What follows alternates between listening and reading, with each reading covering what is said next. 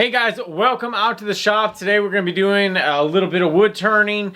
I'm trying to get more into playing with staked furniture, and I'm just starting off a little bit here and there. One thing that you pretty much need to have is a tapered reamer and also a tapered tenon cutter, and I don't have either one of those. Looking on some websites though that sell those, they're pretty much back order for a while, and I'm pretty sure when they come back in stock they'll be right back out the door. So what I'm going to be doing is making my own. I have already made one attempt at making one. This is my tapered reamer right here. It's got a metal handle right through there right now. It's just kind of makeshift, but made the blade out of an old handsaw, and I was just playing around with it, trying just to see how it was going to even look, how it was going to handle, things that I needed to learn from it and improve on. And so the first thing that we're going to be doing is getting the shape rough cut. I'm going to be starting with an octagon, and this one is going to be 15 inches in length, which gives you about 3 inches for the handle. And before I did all of that, I went ahead and also had a little blank made out of MDF. This is a 1/2 inch. It starts at, I want to say 1/2 inch at the bottom, and let me double check real quick. It is a 1/2 inch at the bottom, so this is going to be your base, and then it comes up and is 1.25 inches at the top. The tapered part overall is going to be 9 inches, so my overall is actually 1 foot. So the handle should be around 1 foot. You can make it a little bit longer. This is going to be the 9 inches though, and it's going to taper from 1/2 inch to 1.25 inches. And I've also made the hole so I can kind of know where I need to drill.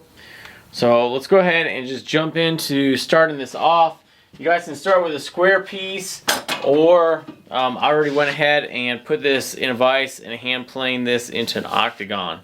But that's what I'm working with right now. Let's go ahead and get turning. Alright guys, so I'm not an expert turner by any means.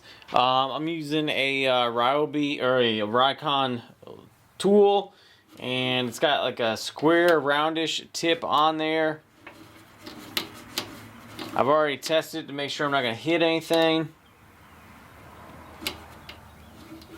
Marked out where my spots need to be, so I'm going to leave about 1 inch up on this end just to make sure I have enough meat.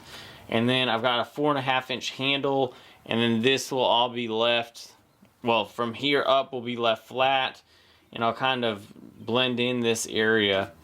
We'll just see how it goes.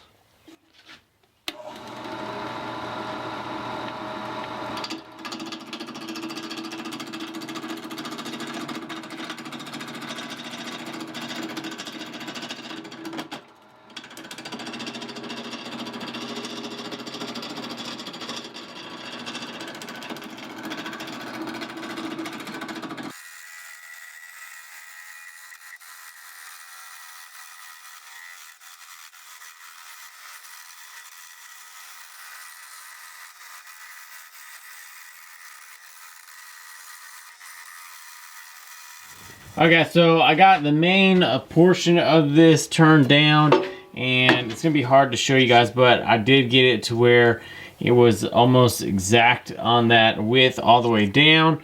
It had like a little bit of a bulge right here still, so I got that done, and it looks pretty rough right now, but I'm gonna go ahead and get some sandpaper.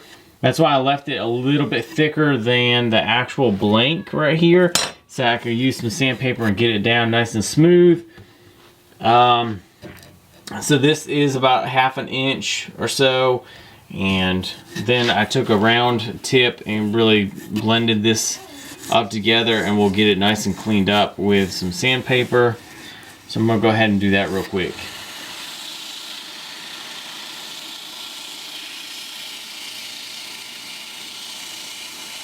Alright guys, so I didn't film this, but the next step after you get it all turned is you want to go ahead and cut a slit right down the middle.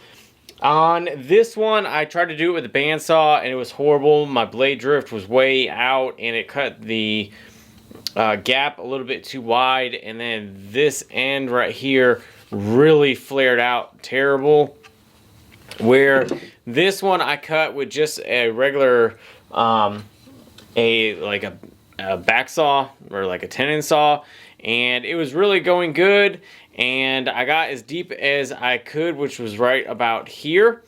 And then I used a regular handsaw, and lo and behold, the handsaw started twisting right away, and I didn't notice it until about 1.5 inches in, and I had to stop and took the tenon saw again and laid it flat and kind of sawed it like this, then flipped it back over and sawed it again like this. Then I put it vertical and ran it straight down, and that finally worked. But now with it all cut, we have to come back on the right side of your line and actually take a chisel and kind of clean this edge up very slightly, kind of make like a little area for all your scrapings to go. So you need to do it on this side and on this side, and then we will work on also getting the blade made. This one I'm not going to be using because it's got the teeth from the handsaw and also this little hole from the handsaw, but this fits in fairly nice and tight. So let's go ahead and get this chiseled out. So we're not doing anything really major to it. We're just kind of barely taking off a slight edge on the right side, just so that when you're scraping it, it does have somewhere that this stuff can actually go.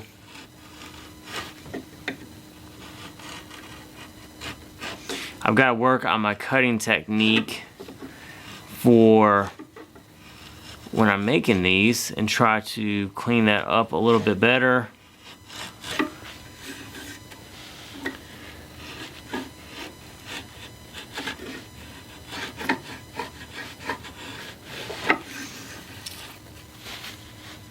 Alright, so I took my little practice piece right here and threw it onto the old handsaw blade and just pretty much traced it out.